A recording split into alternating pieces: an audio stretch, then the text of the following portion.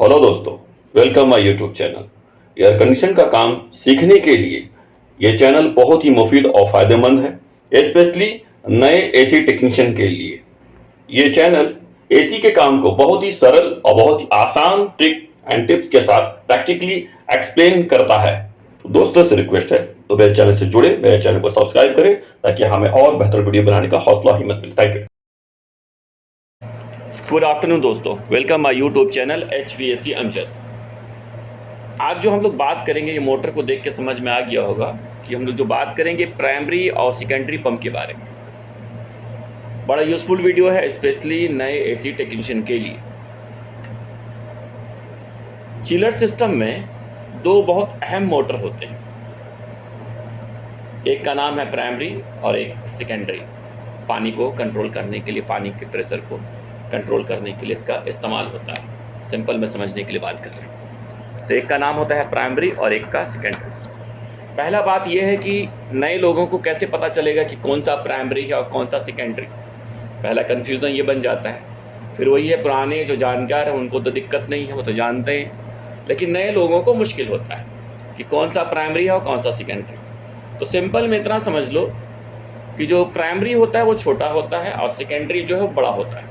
दोनों मोटर को जब आप देखेंगे, जहाँ पर चिलर का पंप लगा होता है, आप यहाँ पर देखेंगे, यहाँ पर जो सभी नज़र आ रहा है सामने की तरफ, ये पूरा प्राइमरी है। और लास्ट में देखेंगे कॉर्नर पे वो बड़ा वाला, देखिए वो सेकेंडरी है। तो जो प्राइमरी पंप होता है सेकेंडरी से छोटा होता है और सेकेंडरी जो होता है वो प्राइमरी से बड़ा होता है। तो ओके, तो सिंपल में समझने के लिए है कि प्राइमरी, बार बार बोल रहा हूँ क्योंकि फिर वही है, तो समझाने के लिए, हाँ समझाने के, कुछ लोग बोलते हैं बार बार रिपीट क्यों कर रहे हैं, तो अभी क्या करें, वो बात को समझाने की कोशिश करता हूँ इस वजह से। तो प्राइमरी पंप, सेकेंडरी पंप बड़ा होता है, ठीक है। अब रहा सवाल, दोनों का काम क्या है।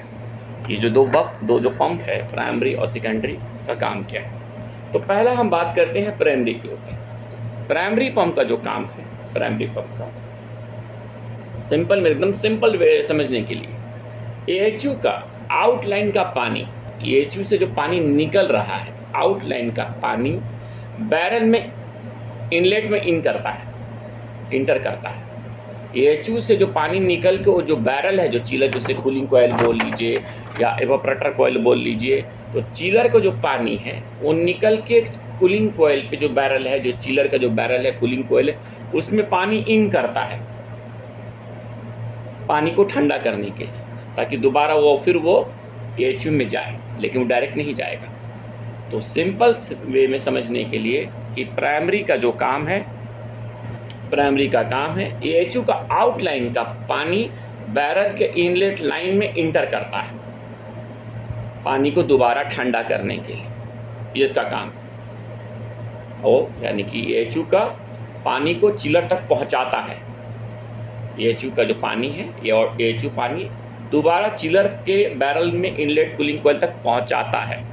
ये हो गया आपका प्राइमरी पंप। अब दूसरा, सेकंड जो है वो है सेकेंडरी पंप। सेकेंडरी पंप का जो काम है, जो बड़ा वाला जो मोटर होता है, तो दोनों का जो किलोवाट अगर आप चेक करेंगे तो वो ज़्यादा किलोवाट का होता है, कि जाहिर बड़ा है वो तो ज़्यादा किलोवाट का होगा, ये कम किलोवाट का होगा दोनों से जब आप कंपेयर करेंगे प्राइमरी और सेकेंडरी से।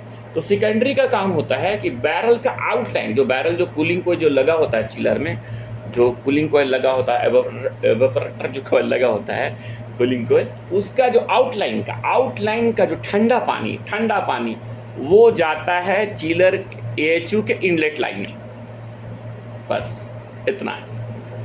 बैरल का आउटलाइन का ठंडा होने के बाद वो AHU में जाता है इनलेट लाइन में। बस यही सिंपल में काम है। हेलो दोस्तों, अगर आप HVAC का काम सीखना चाहते हैं तो मेरे इस चैनल को सब्सक्राइब करें, लाइक करें, शेयर करें। Thank you.